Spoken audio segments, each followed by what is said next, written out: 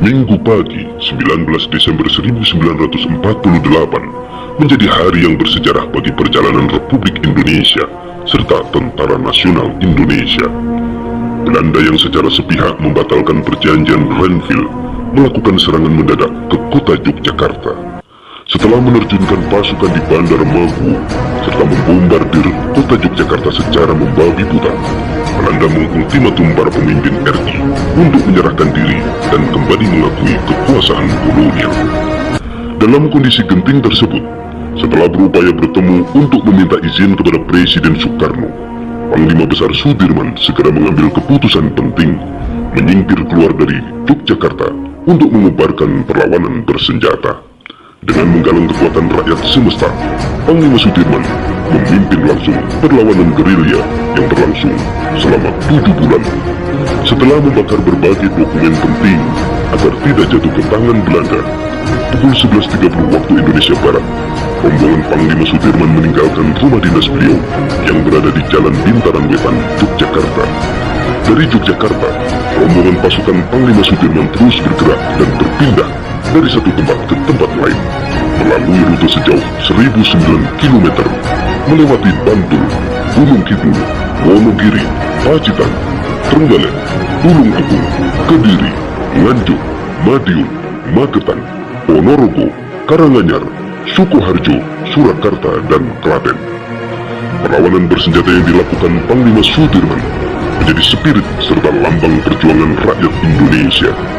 Dengan tekad mempertahankan kemerdekaan Indonesia hingga titik darah penghabisan, episode perang gerilya yang dipimpin Panglima Sudirman menjadi tonggak sejarah penting dalam menjaga tetap tegaknya negara kesatuan Republik Indonesia. Peristiwa tersebut juga berperan dalam membentuk dasar-dasar identitas Tentara Nasional Indonesia. Lahir di Dukuh Rembang, Desa Bodas Karangjati, Purbalingga, pada 24 Januari 1916, Sudirman adalah anak dari pasangan sederhana Karsit Kartawijaya dan Siem. Sejak kecil Sudirman diadopsi oleh pamannya, seorang camat setempat bernama Raden Cokro Sunaryo. Di bawah asuhan Cokro Sunaryo yang berlatar belakang Muhammadiyah, Sudirman mendapatkan pendidikan akademik dan agama dalam balutan tradisi Jawa yang kental. Pada usia 7 tahun, Sudirman terdaftar di Sekolah Pribumi atau HIS. Adapun sekolah menengah dijalani Sudirman di Sekolah Menengah Taman Siswa dan Sekolah Menengah Wirotomo. Di Wirotomo, Sudirman aktif di berbagai organisasi, termasuk ikut mendirikan cabang Hizbul Waton, sebuah organisasi kepanduan putra Muhammadiyah, serta menjadi pemimpin Hizbul Waton cabang Cilacap. Lulus dari Wirotomo, Sudirman sempat belajar selama 1 tahun di HIK atau Sekolah Guru Muhammadiyah di Surakarta. Pada tahun 1936, Sudirman kembali ke Cilacap dan mengajar di sebuah sekolah dasar Muhammadiyah. Pada tahun yang sama, Sudirman menikahi Alfiah, teman sekolahnya yang merupakan putri seorang pengusaha batik kaya bernama Raden Sastroatmojo. Meskipun bergaji kecil, Sudirman tetap mengajar dengan giat, hingga kemudian diangkat menjadi kepala sekolah.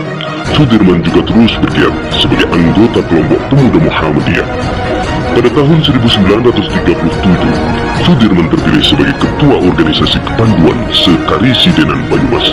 Istri beliau Alfiah juga aktif dalam kegiatan kelompok putri Muhammadiyah Nasiyatul Aisyah. Karir militer Sudirman dimulai saat mengikuti pelatihan perwira pembela tanah air atau PETA yang diselenggarakan oleh Jepang pada tahun 1944 di Bogor.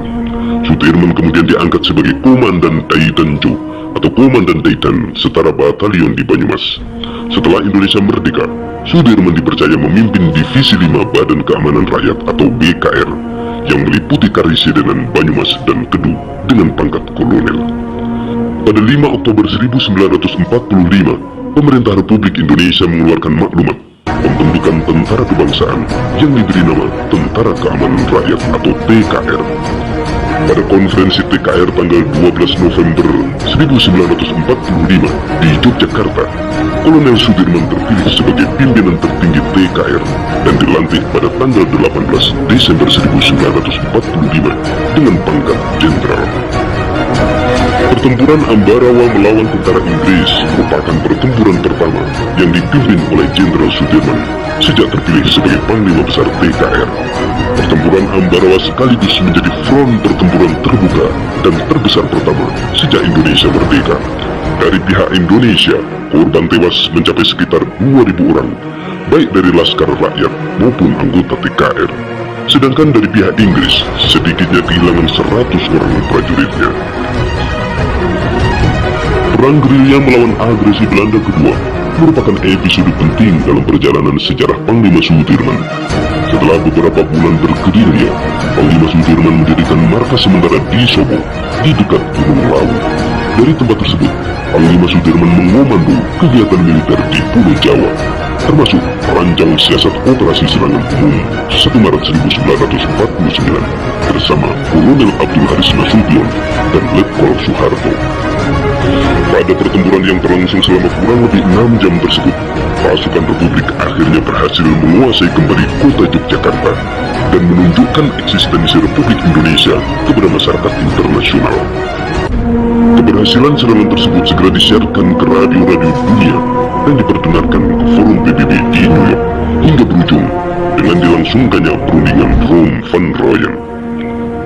Tanggal 10 Juli 1949, Panglima Sudirman kembali ke Yogyakarta dan memerintahkan seluruh pasukannya untuk menghentikan perlawanan. Dengan disambut ribuan rakyat yang berbaris di sepanjang jalan, Panglima Sudirman yang kondisi kesehatannya semakin memburuk kembali ke Yogyakarta dengan ditandu para pengawalnya.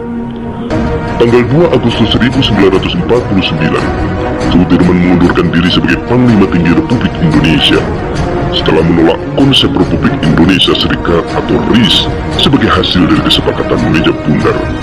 Sudirman menganggap kesepakatan meja bundar sebagai suatu penyimpangan dari Undang-Undang Dasar Republik Indonesia tahun 1945. Setelah itu, kondisi kesehatan Sudirman terus memburuk hingga akhirnya pada tanggal 29 Januari 1950, Jenderal Sudirman menghembuskan nafasnya yang terakhir dalam usia 34 tahun di rumah peristirahatan Tentara Baadakan, Magelang, meninggalkan seorang istri dan 7 orang putra-putri. Kematian Jenderal Sudirman menjadi berita duka bagi seluruh rakyat Indonesia. Bendera setengah tiang dikibarkan dan ribuan orang berkumpul untuk menyaksikan prosesi upacara pemakaman beliau di Taman Makam Pahlawan Semanggi, Yogyakarta.